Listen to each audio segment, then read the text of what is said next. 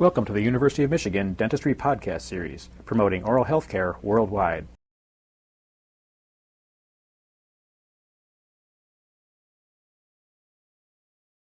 The purpose of this film is to provide an introduction to the twin block traction technique. The technique combines functional and orthopedic components and introduces new concepts in the treatment of Class II malocclusion. Twin block traction technique combines functional mandibular displacement with extraoral and intermaxillary traction for rapid correction of arch relationships. A combined functional orthopedic approach shows consistent advantages in the clinical response to treatment.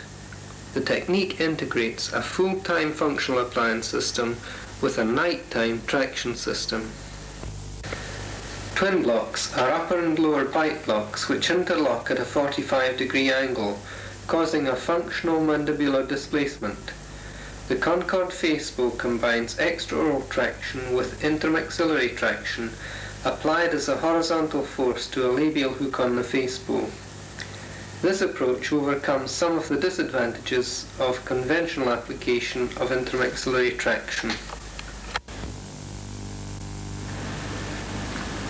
The technique demonstrates the advantages of an appliance system which has been tried and tested in animal experiments, but has not previously been exploited in clinical technique.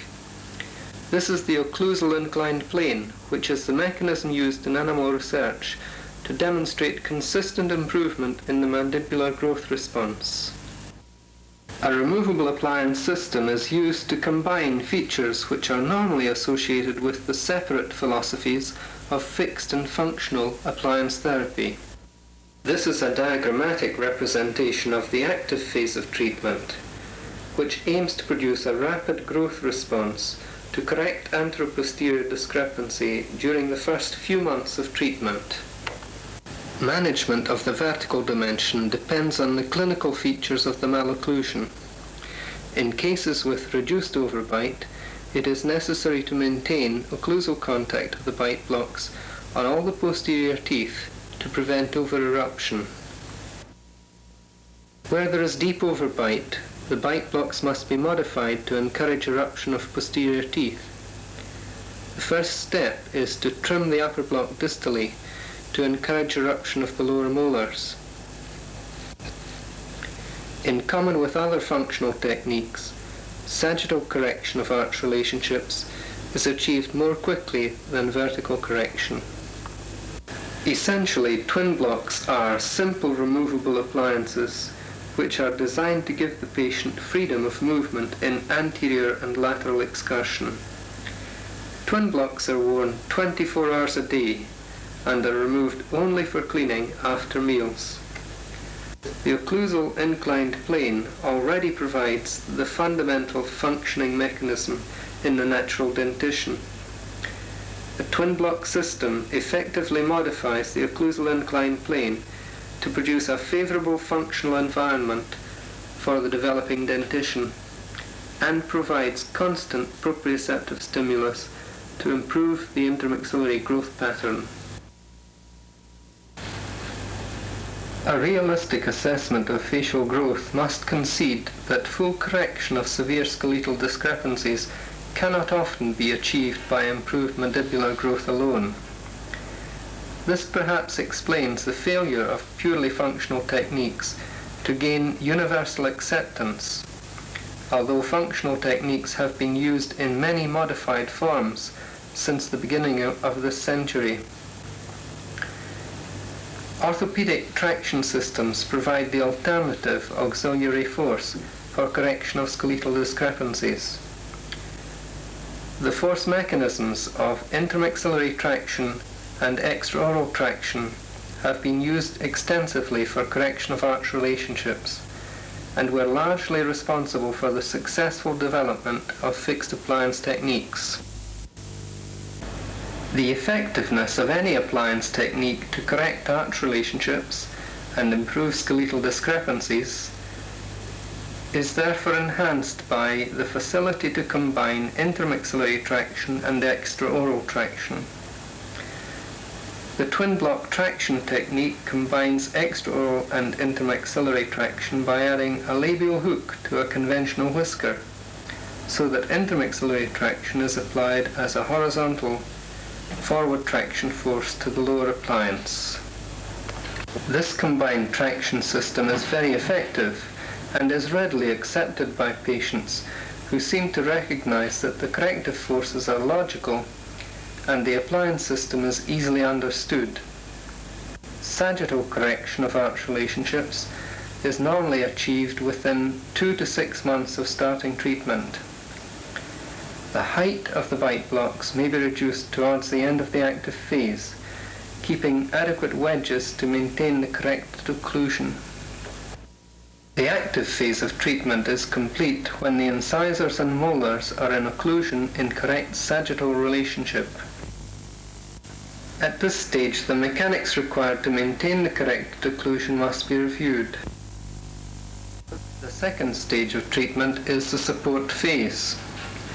During this period, vertical development in the buccal segments continues after removal of the occlusal bite blocks. The corrected incisor relationship is supported by an inclined plane. In addition to the inclined plane, appropriate auxiliary traction forces may be applied according to the individual requirements of the patient.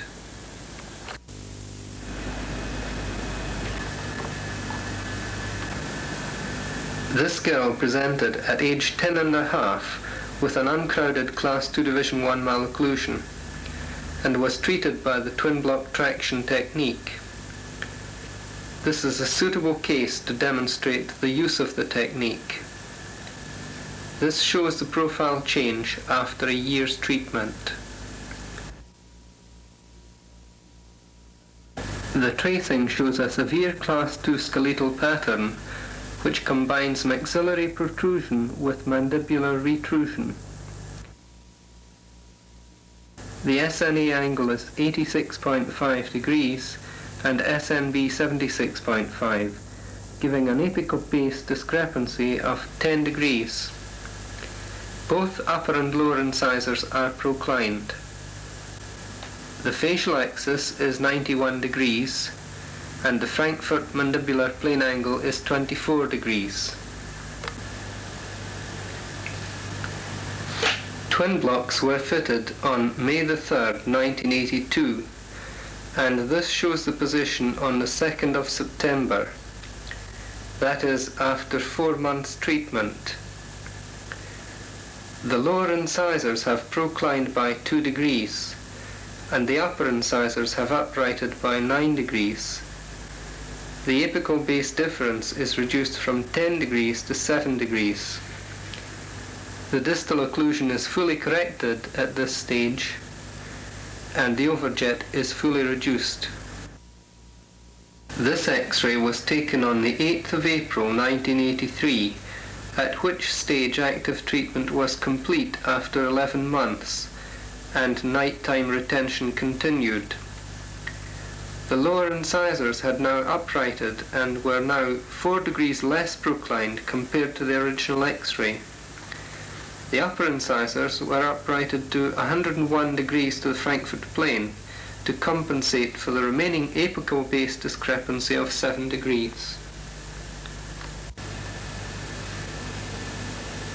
The models show the position after 11 months treatment, with full correction of distal occlusion and reduction of overjet. The superimposed tracings confirm the changes which have been described. We can now have a closer look at the type of appliances used in this case. These are twin block appliances. They are worn 24 hours a day and cause a functional mandibular displacement by functional inclined planes covering the occlusal surfaces of the posterior teeth. The lower appliance is retained by peripheral clasping using ball-ended clasps of 1 mm diameter.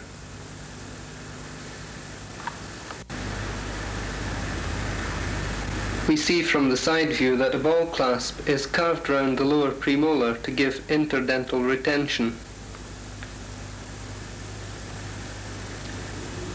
The upper appliance is retained with clasps on the upper first molars and second premolars. This is a double clasp and incorporates a coiled tube to take a whisker attachment. The labial bow is positioned underneath the bridge of the coil clasp. Please note the position of the inclined planes. The lower appliance covers only the lower premolars and does not extend over the lower first molar. The upper inclined plane covers only the second premolar and all the molars which are erupted in this case. Where there is reduced overbite, it is important that there is occlusal contact of all erupted teeth on the upper inclined plane to prevent over-eruption of the posterior teeth, which would occur if all teeth were not covered. The other side view shows a similar arrangement. The height of the bite block in the first premolar region is 4 millimeters in this case. This is a plan view to show the design of the upper appliance. There is a midline screw for compensatory lateral expansion to compensate forward positioning of the lower arch. You see the position of the labial bow relative to the clasps and the buccal segments. And note in particular the position of the inclined planes on the upper appliance. The inclined planes cover only half the occlusal surfaces of the upper posterior teeth. This is a cleaner arrangement than full occlusal cover, and it is sufficient to gain full overlap with the lower inclined planes. And now the lower appliance. The inclined planes are positioned over the lower second premolars, and the appliance does not extend to cover the occlusal surfaces of the lower first molars. It is a very simple appliance. It consists only of clasps and inclined planes and has no other active components. On this appliance there is a recurved U-loop lingual to the lower incisors to act as a hook for intermaxillary traction, but we have now dispensed with this hook and simply hook the elastic under the ball clasps on the lower incisors. And now we have the final component of the appliance system, the Concord face bow. And I believe this is the additional component which really makes the technique take off, and perhaps accounts for the rapid correction of arch relationships.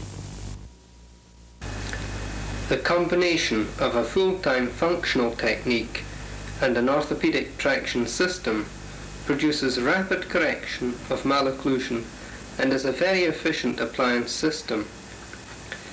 The face bow is similar to a conventional whisker, with the addition of a labial hook for intermaxillary traction. Here you see Concord sitting on the runway, literally waiting to take off. And this is Concord in full flight, combining intermaxillary and extraoral traction. I was presented with this little toy at the last conference of the British Association of Orthodontists by Hans Arju, who said I would have hours of fun playing with it. I hope you have enjoyed your introduction to twin blocks and Concord, and I hope you too will have hours of fun playing with them. Thank you very much for listening.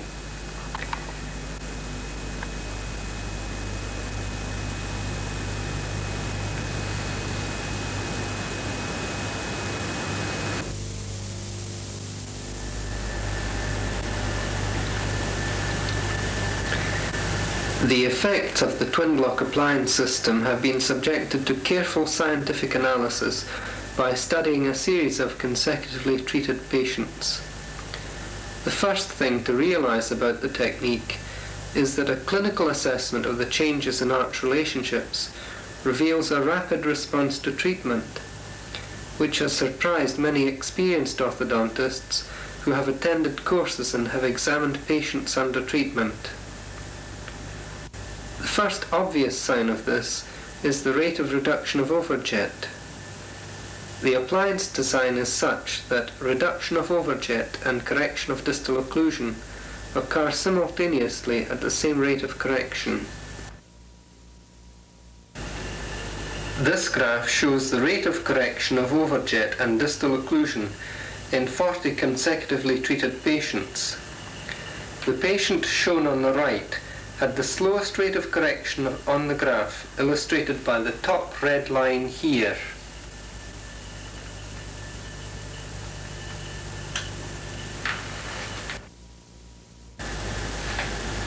This shows the facial change, in this case after a year's treatment. And the dental views also show the change after a year. The reason for the slow progress in this case was that the patient did not wear her appliances full time. The mechanics of the appliance system is such that acceptable results can be achieved even when cooperation is poor.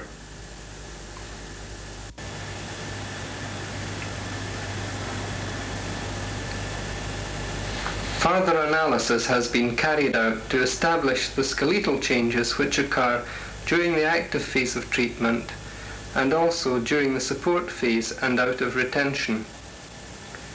The conclusion reached is that twin blocks produce highly significant growth change on statistical analysis compared to untreated control samples.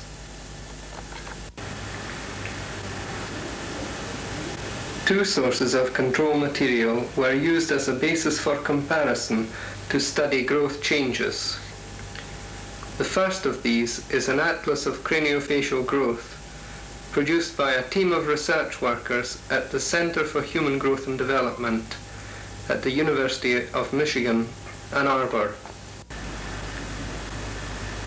Michael Riolo, Robert Moyers, James McNamara Jr. and W. Stuart Hunter were the authors of this study of cephalometric standards.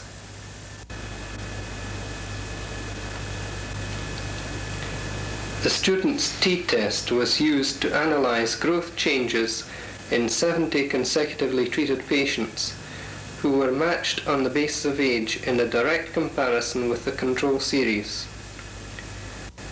Changes were considered to be highly significant when statistical analysis indicated a probability value of less than 0.1% and a probability value of greater than 5% was not considered to be significant.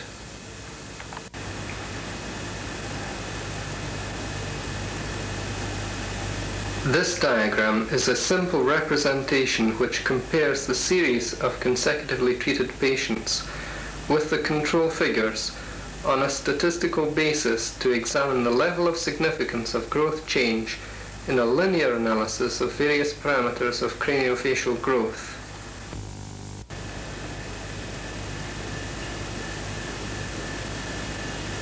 The green lines show areas where growth change is not significant, as shown by these measurements here.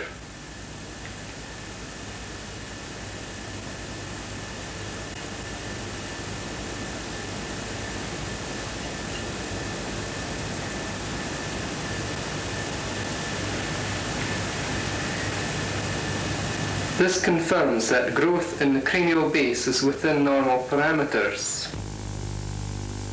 Growth in upper facial height is also not statistically significant, as confirmed by this line here. Analysis of growth change in the lower face consistently shows highly significant t-values, which are consistent with increased mandibular growth, as shown by linear increments at gonium and gnathium,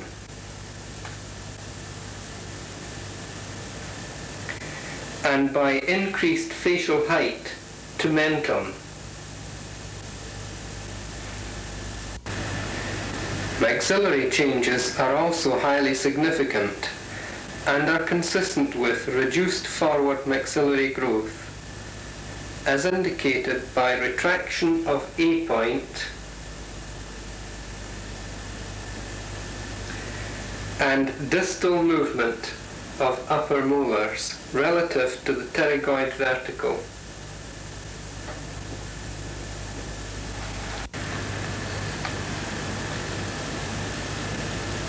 These findings are confirmed by a further statistical analysis on a similar basis against control values published by Prahl-Anderson in a mixed interdisciplinary study of human growth and development. The linear and angular measurements, which were assessed relative to the two sets of control values, bear a close correlation in both studies. These findings support the conclusion that highly significant growth changes occur in the active phase of treatment. A further statistical analysis was completed on 40 consecutively treated patients over a longer period to confirm that the changes were maintained in the support phase and out of retention. Having developed and used the technique over a period of 5 years, I began with an attitude of skeptical surprise at the results I observed in a short period of time. Initially, I questioned the likely stability of such results because I was not accustomed to expect rapid growth change. Experience in using the technique has overcome these doubts, and I can now say with conviction that the clinical results I have observed appear to indicate rapid skeletal adaptation to functional orthopedic stimulus. Treated cases out of retention show a high level of stability. The changes support findings by many research workers in animal experiments involving functional mandibular displacement. The occlusal inclined plane is the common factor which appears to stimulate mandibular growth during the active phase of treatment. A realistic appraisal of the pattern of human facial growth indicates the necessity to include an orthopedic component in the appliance system to control forward maxillary growth. This increases the effectiveness of the technique to include facial growth patterns which are not favorable for correction by functional therapy alone. The combined functional orthopedic approach eliminates the uncertainty of treatment response, which has always been associated with purely functional techniques. We can now go on to examine a series of treated cases, and we can observe variations in response according to the age and facial type of the patient. In common with other orthodontic techniques, there are 3 interrelated types of response to treatment: maxillary, mandibular, and dentoalveolar.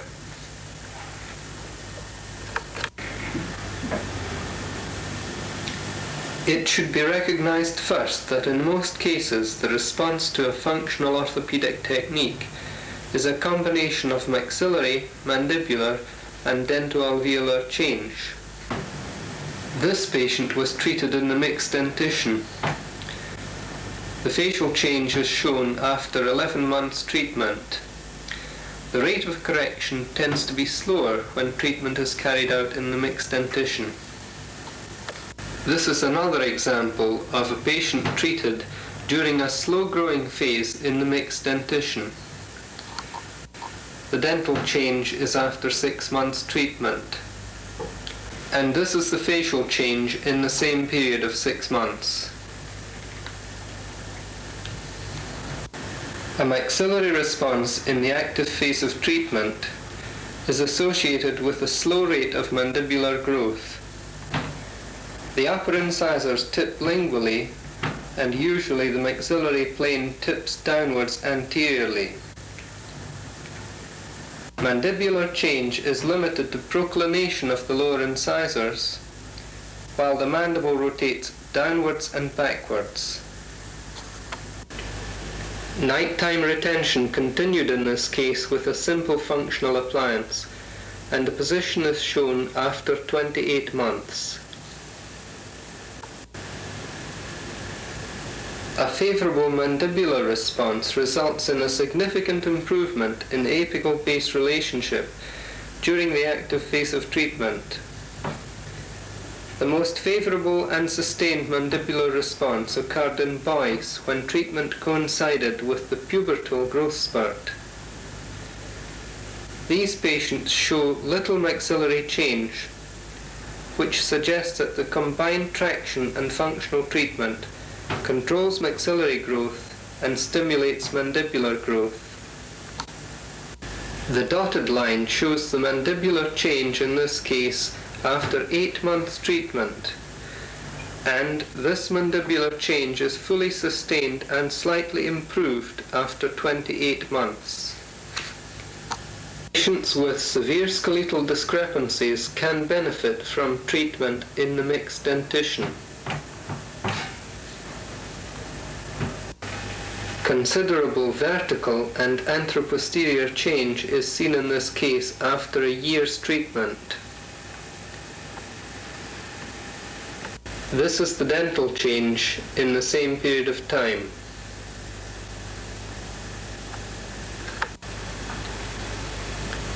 The growth changes observed in the growing child during treatment contrast sharply with the results of adult treatment.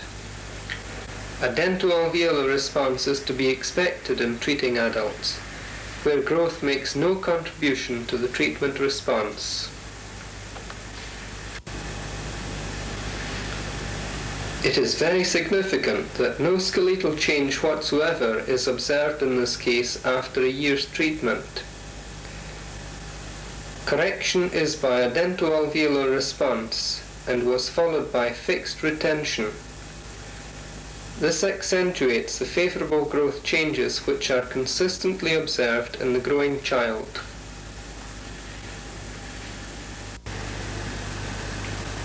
Returning to the significance of growth changes in the growing child, in addition to sagittal skeletal change, favourable changes in the vertical dimension are also obtained. These are very significant in the correction of distal occlusion. Correction of arch relationships can occur very quickly in using this technique.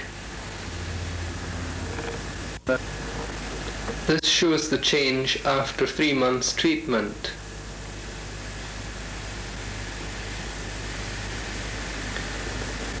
And the position after 15 months.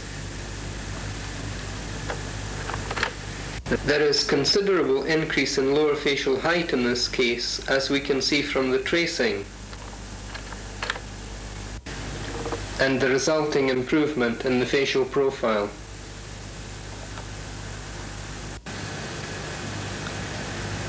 A vertical growth pattern associated with a high Frankfurt mandibular plane angle and reduced overbite is one of the most difficult problems the orthodontist has to deal with. Here we illustrate the treatment of a severe Class II Division I malocclusion with vertical growth to demonstrate the approach in this type of case. The tracings show the change after 4 months treatment.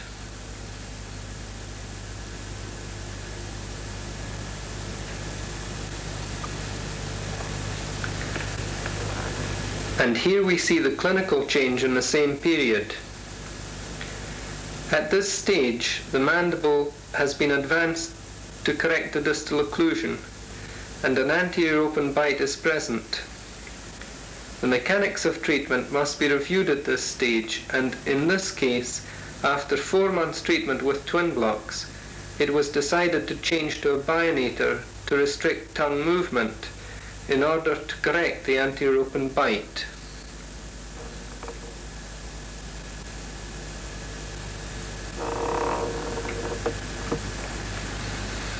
After a further 4 months treatment, the anterior open bite has resolved and we have an acceptable change in the profile and occlusion in a very difficult case after 8 months treatment.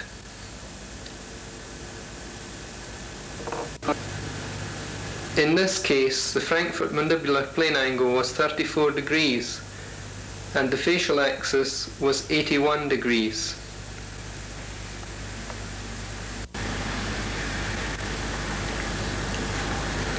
The tracings for this case after 15 months show a combined maxillomandibular response. Examination of serial tracings showed 5 mm increase in effective mandibular length during the 4 month twin block phase. Over a period of 31 months, the A and B angle reduced from 11 degrees to 8 degrees. The 4 months of active twin block phase accounted for approximately 2/3 of the angular and linear improvement in this case, observed over a period of 31 months. Here we have an alternative method of controlling unfavorable soft tissue factors during the support phase of treatment after completion of the twin block phase. A lingual tongue guard also acts as an inclined plane to support the corrected incisor relationship. This is combined with a lower lip bumper to improve the position of the lower lip.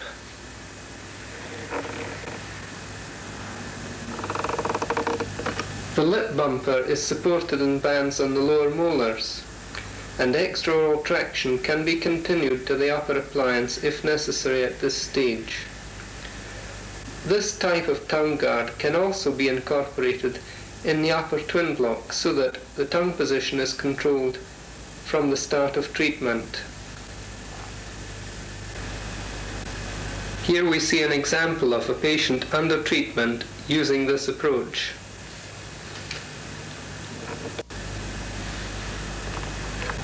This tracing is taken at an intermediate stage of treatment.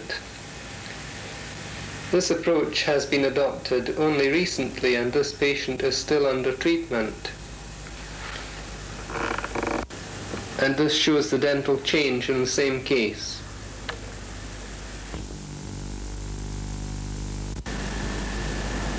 Deep overbite also requires careful mechanical control during orthodontic treatment. This patient had a severe Class II Division I malocclusion and had to be treated as a mutilated case. The lower left first molar was beyond conservation and was extracted with 3 first premolars. An acceptable facial and dental change was achieved using twin blocks and lower sectional arches to close spaces. In this case, the vertical response to treatment was as important as the anteroposterior change in arch relationships. The potential for rapid change in arch relationships is again demonstrated in this 17-year-old. The distal occlusion is corrected after 6 weeks treatment.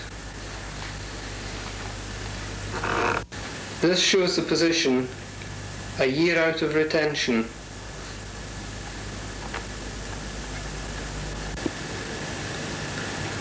The tracing shows the change in the position after a year's treatment.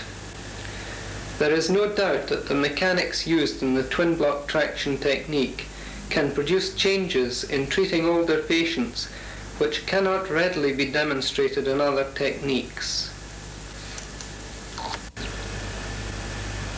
This is a patient with a favourable mandibular growth pattern. A full unit distal occlusion and 10 mm overjet are fully corrected within 2 months of starting treatment. Treatment, including retention, is completed within 11 months. Tracings show the position at the end of treatment. and these are the appliances used in this case. This girl was treated after the pubertal growth spurt, and this shows the facial change after 4 months treatment. Patients are well motivated and respond well to treatment when they see rapid changes in their appearance occurring. It is a consistent feature in using this technique that it is not necessary to inform the patients of their progress. They can see very well the changes which are taking place, and they come and tell you what good progress they are making. This shows the change after 6 months treatment, and it is evident that the skeletal improvement is minimal in this case. It is important to realize that growth rate with girls drops precipitously after the menarche. For the best skeletal response, it is necessary to treat early before growth has slowed. In spite of being treated late, it was still possible to produce a good stable correction in this case.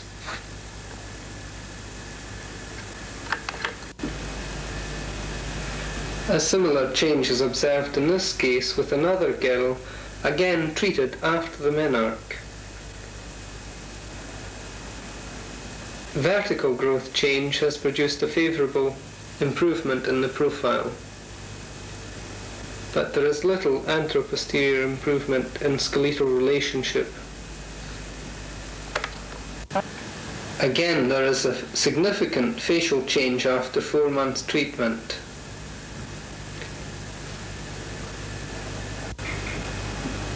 To complete this series of Class 2 Division 1 cases, we shall look at a brother and sister who were treated by the same method at the same time. Both patients had a severe malocclusion with an A and B difference of 10 degrees in each case. This is the boy's tracing, and he had an overjet of 12 millimeters at the start of treatment and a deep overbite. Treatment extended in this case over a period of 18 months. The facial axis here was 92.5 degrees. His sister's treatment was longer and more complicated. This tracing shows the position at an intermediate stage. 2 sets of twin block appliances were required in this case, and this proved to be the slowest treatment response in the series of 70 consecutive cases. The facial axis was 87 degrees, and treatment was started too late to expect a favourable growth response. It was still possible to achieve an acceptable dental and facial improvement in a very difficult case to treat. That completes the series of Class 2 Division 1 cases in this demonstration. We can now look at some details of appliance design before proceeding to study Class 2 Division 2 cases. Let me first remind you of the design of the Concord face bow, which applies intermaxillary traction as a horizontal force to the lower appliance. This is combined with extraoral traction and is worn at night only. This shows the method of attachment of the face bow to the upper appliance. The face bow fits in tubes on the clasps in the buccal segments. The labial hook is turned downwards in an S-bend so that it can take an elastic. This shows the method of attachment of the intermaxillary elastic to the lower appliance. The lower appliance is retained on the lower anterior teeth by interdental ball clasps. The elastic is simply looped under one or more of the ball clasps and pulled forward to attach it to the labial hook. This shows the action of the intermaxillary elastic. It applies a horizontal force to the lower appliance and overcomes the unfavorable upward component applied by conventional intermaxillary elastic to anchor molars. It should be noted that the outer bow of the whisker lies above the inner bow. This is to apply an upward component of force to the removable appliance, which helps to retain the appliance in place. Any downward component of force on the outer bow would tend to displace the appliance, and this is overcome by bending the ends of the outer bow upwards. These are intraoral views of twin block appliances to show the appliance design. There is a labial bow and a midline screw on the upper appliance, with clasps in the buccal segments. Ball clasps are used to retain the lower appliance, which is very simple in design.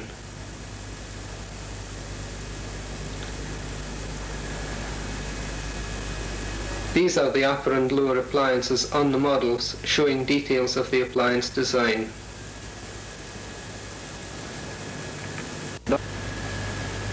This intraoral view shows the twin blocks in occlusion.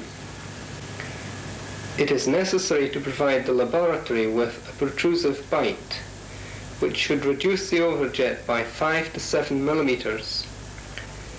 The interocclusal clearance in the first premolar region should be within the range of 3 to 5 millimeters, depending on the depth of the overbite. This will determine the height of the bite blocks and the degree of opening in the incisor region. 5 millimeters clearance is usually necessary where there is deep overbite to allow the incisors to occlude edge to edge. The center lines should also be marked to enable the laboratory to occlude the models correctly. The second stage of treatment is the support phase, when the corrected incisor relationship is maintained with a guide plane. If necessary, extraoral traction is continued in the support phase. The design of twin blocks can be simplified for combined use with fixed appliances where it is necessary to add a functional orthopedic component in treatment mechanics to correct arch relationships during fixed appliance therapy. The twin block appliances are then simply retained with ball-ended clasps which fit underneath the arch wires. This combination of treatment mechanics is very effective in correcting arch relationships, especially when used in combination with auxiliary traction forces. It is of course possible to use a tube on a molar band as the means of attaching a face bow. It is then possible to simplify the design of twin blocks accordingly. Directional forces can also be applied to the face bow, for example in high FM angle cases where it is planned to intrude the upper buccal segments. Another possibility in the high angle cases is to apply vertical intermaxillary traction between the upper and lower labial segments. We can now go on to consider the treatment possibilities when we are faced with a combination of retroclined upper incisors, distal occlusion and deep overbite. This case is an atypical Class II Division 1 with a single retroclined upper incisor. And we see the position a year out of retention in this case. We can now see the treatment changes involved. Reduction of overbite is a key factor in correcting this type of malocclusion. Changes in the vertical dimension are therefore of equal importance in securing sagittal correction in this type of malocclusion. At this stage, the incisors have been overcorrected to an edge-to-edge relationship after 3 months treatment.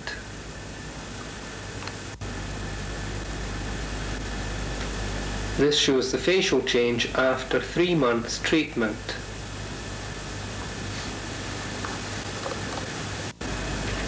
This shows the profile change after 8 months, and the total treatment time, including retention in this case, was 12 months.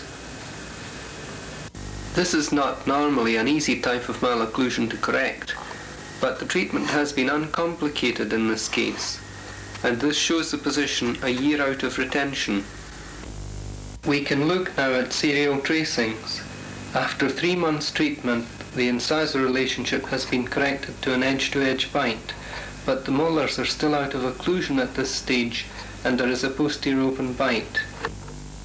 A later tracing shows the position a year out of retention when the lower incisors are more upright and the molars are in occlusion.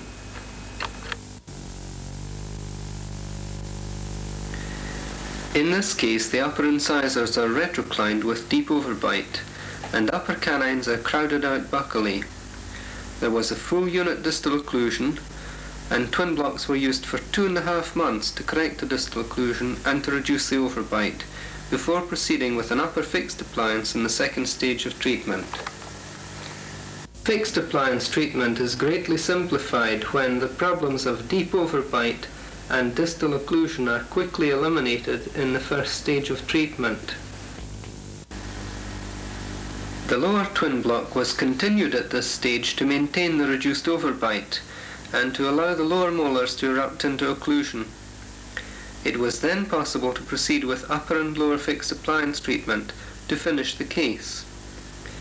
The main advantages of this approach to treatment were first to simplify the fixed appliance treatment, and secondly to improve the facial profile in the end result. This shows the change in facial profile after 2.5 months treatment with twin blocks, and we can see the further stages of treatment on slides. Provided there is a good lower arch, severe Class 2 Division 2 malocclusion can be treated with twin blocks in the first stage, followed by an upper fixed appliance. This is an example of a patient with a Class 2 Division 2 malocclusion treated by this combination of mechanics. The lateral view shows a severe Class 2 Division 2 incisor relationship with excessive overbite before treatment. The upper incisors were proclined by springs on the upper twin block at the same time as the distal occlusion was corrected and the overbite reduced. This simplified the final stage of treatment with an upper fixed appliance to correct upper incisor alignment and to improve the incisor angulation. The lateral view on the other side confirms the severity of this malocclusion. Tracings confirm that a full unit distal occlusion has been corrected and the deep overbite and incisor angulations have been improved. Fixed and functional therapy are normally regarded as separate stages of treatment, but the twin block system allows integration of fixed appliance therapy with a functional orthopedic technique. It is then possible to correct all the major factors of malocclusion simultaneously. This case shows correction of labial segment alignment with a simple local fixed appliance at the same time as the arch relationships are corrected with twin blocks. The case can then be finished with fixed appliances. It is a great advantage in the management of Class 2 Division 2 malocclusion to be able consistently to produce favourable changes in the skeletal relationship and the facial profile in the first few months of treatment, so that detailed finishing can then be carried out with fixed appliances. This film has demonstrated the use of the twin block traction technique to achieve rapid correction of arch relationships in Class 2 Division 1 and Class 2 Division 2 malocclusion in a versatile treatment system which is easily integrated with fixed appliance technique. Further details of the technique can be found in an article published in the European Journal of Orthodontics, Volume 4, 1982. This girl presented at age 10 and a half with an uncrowded Class 2 Division 1 malocclusion and was treated by the twin block traction technique. This is a suitable case to demonstrate the use of the technique. This shows the profile change after a year's treatment. The tracing shows a severe Class 2 skeletal pattern which combines maxillary protrusion with mandibular retrusion. The SNA angle is 86.5 degrees and SNB 76.5, giving an apical base discrepancy of 10 degrees. Both upper and lower incisors are proclined. The facial axis is 91 degrees and the Frankfurt mandibular plane angle is 24 degrees. Twin blocks were fitted on May the 3rd, 1982, and this shows the position on the 2nd of September. That is after 4 months treatment. The lower incisors have proclined by 2 degrees, and the upper incisors have uprighted by 9 degrees. The apical base difference is reduced from 10 degrees to 7 degrees. The distal occlusion is fully corrected at this stage, and the overjet is fully reduced. This X-ray was taken on the 8th of April 1983, at which stage active treatment was complete after 11 months, and nighttime retention continued. The lower incisors had now uprighted and were now 4 degrees less proclined compared to the original X-ray. The upper incisors were uprighted to 101 degrees to the Frankfurt plane to compensate for the remaining apical base discrepancy of 7 degrees.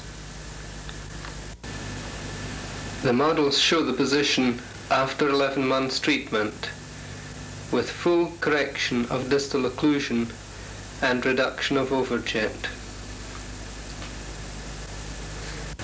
The superimposed tracings confirm the changes which have been described. We can now have a closer look at the type of appliances used in this case. These are twin block appliances. They are worn 24 hours a day and cause a functional mandibular displacement by functional inclined planes covering the occlusal surfaces of the posterior teeth. The lower appliance is retained by peripheral clasping using ball-ended clasps of 1 mm diameter.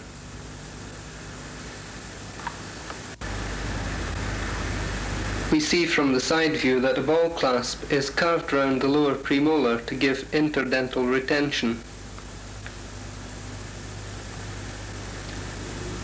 The upper appliance is retained with clasps on the upper first molars and second premolars. This is a double clasp and incorporates a coiled tube to take a whisker attachment.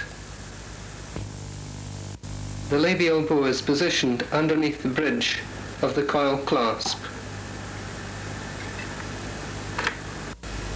Please note the position of the inclined planes. The lower appliance covers only the lower premolars and does not extend over the lower first molar. The upper inclined plane covers only the second premolar and all the molars which are erupted in this case. Where there is reduced overbite, it is important that there is occlusal contact of all erupted teeth on the upper inclined plane to prevent over-eruption of the posterior teeth, which would occur if all teeth were not covered. The other side view shows a similar arrangement. The height of the bite block in the first premolar region is 4 millimeters in this case. This is a plan view to show the design of the upper appliance. There is a midline screw for compensatory lateral expansion to compensate forward positioning of the lower arch. You see the position of the labial bow relative to the clasps and the buccal segments.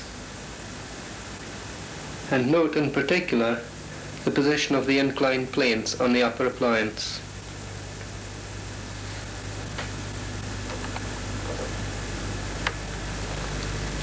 The inclined planes cover only half the occlusal surfaces of the upper posterior teeth. This is a cleaner arrangement than full occlusal cover, and it is sufficient to gain full overlap with the lower inclined planes. And now the lower appliance. The inclined planes are positioned over the lower second premolars, and the appliance does not extend to cover the occlusal surfaces of the lower first molars. It is a very simple appliance. It consists only of clasps and inclined planes and has no other active components. On this appliance there is a recurved U-loop lingual to the lower incisors to act as a hook for intermaxillary traction, but we have now dispensed with this hook and simply hook the elastic under the ball clasps on the lower incisors. And now we have the final component of the appliance system, the Concord face bow. And I believe this is the additional component which really makes the technique take off, and perhaps accounts for the rapid correction of arch relationships. The combination of a full-time functional technique and an orthopedic traction system produces rapid correction of malocclusion and is a very efficient appliance system. The face bow is similar to a conventional whisker, with the addition of a labial hook for intermaxillary traction.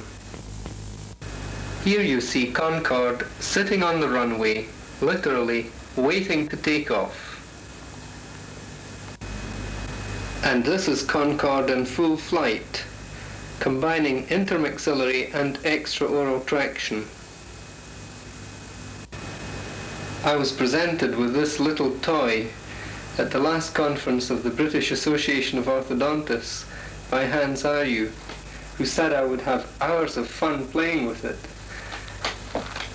I hope you have enjoyed your introduction to twin blocks and Concord, and I hope you too will have hours of fun playing with them.